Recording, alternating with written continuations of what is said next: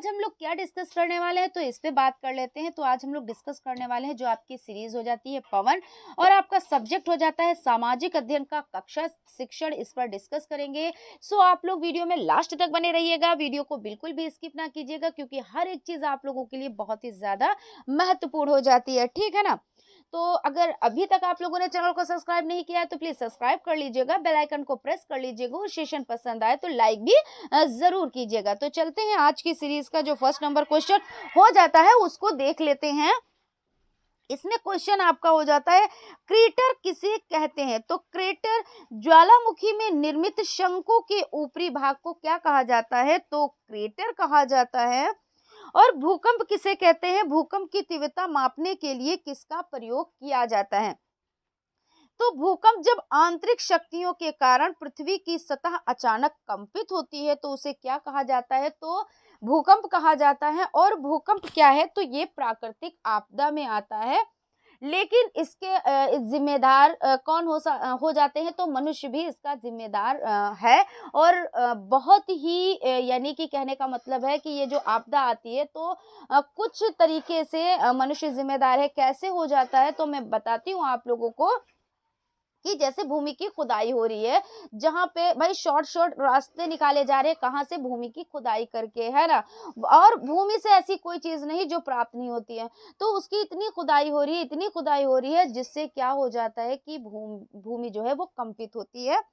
अगला यहाँ पे जो पॉइंट हो जाता है, यंत्र कौन सा होता है, तो सिस्मोग्राफ होता है, यानी भूकंप मापी यंत्र इसको कहते हैं। भूकंप की तीव्रता आप मापी जाती है कि भाई भूकंप अगर आया है, झटके आए हैं, तो कितनी तीव्रता से, यानी विनाशक ये भूकंप आया है, या इसमें कोई, यानी कि कहते नहीं कि भाई इसमें क्या हुआ है, इसमें ज्यादा नुकसान नहीं हुआ है या बहुत ज्यादा नुकसान हुआ, तो किससे मापा जाता है, तो सिस्मोग्राफ से मापा जाता है। और अगर बात करें मापन की इकाई क्या है, तो रिएक्टर स्केल हो जाती है।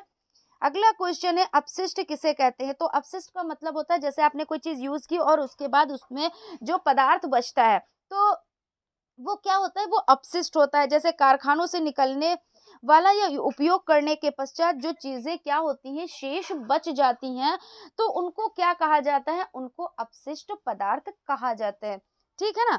अगला क्वेश्चन आपका है, ज्वालामुखी कितने प्रकार के होते हैं। तो मुख्यतः ज्वालामुखी 3 प्रकार के होते हैं। कौन कौन से होते हैं, तो सक्रिय ज्वालामुखी हो जाती है, प्रसुप्त ज्वालामुखी हो जाती है, सुषुप्त, या आप उसको शांत ज्वालामुखी भी बोल सकते हैं। तो इस लिहाज से कितनी हो गई, तो सक्रिय हो गई, और प्रसुप्त हो गई, और सुषुप्त हो गई, ठीक है ना। किस ज्वालामुखी को भूकंप सागर का प्रकाश स्तंभ कहा जाता है, तो माउंट स्ट्राम्बोली को किसको कहा जाता है, तो माउंट स्ट्राबोली को कहा जाता है। और क्या कहा जाता है, तो भूकंप सागर का प्रकाश स्तंभ कहा जाता है। कॉल्डेरा क्या है, तो स्पेनिश भाषा का शब्द जिसका अर्थ है कुड़ाहा। क्या अर्थ है जिसका, कुड़ाहा, और विस्तृत क्रेटर का आकार ही कॉल्डेरा हो जाता है। ज्वालामुखी शंकु किसे कहते हैं, तो ज्वालामुखी का उद्भेदन जब एक छिद्र के सहारे होता है तो उसमें से निकलने वाला पदार्थ मुख के चारों ओर जमा हो जाता है और शंकु रूप धारण कर लेता है। इस प्रकार निर्मित शंकु ज्वालामुखी शंकु कहलाता है, यानी कैसा, शंकु रूप। और शंकु क्या होता है, जैसे आपने जोकर की टोपी देखी है ना, या आप ऐसे बोल लो बर्थडे कैप होती है, बर्थडे की जो टोपी लगाई जाती है, तो वो शंकु के आकार की होती है ना। तो उसी तरह से, इस तरह से ऐसे तो होती है ना, तो ये जो ऊपरी हिस्सा हो जाता है। ज्वालामुखी की कितनी मेखलाएं हैं, तो ज्वालामुखी की मेखलाओं की अगर बात की जाए तो 3 मेखलाएं हो जाती हैं। कौन कौन सी हो जाती हैं, तो यहाँ पे है प्रशांत महासागरीय मेखला, और यूरेशियाई मध्य महाद्वीपीय मेखला, और अटलांटिक महासागरीय मेखला, ये तीनों हो जाती हैं। और भूकंपीय तरंगे कितने प्रकार की होती हैं,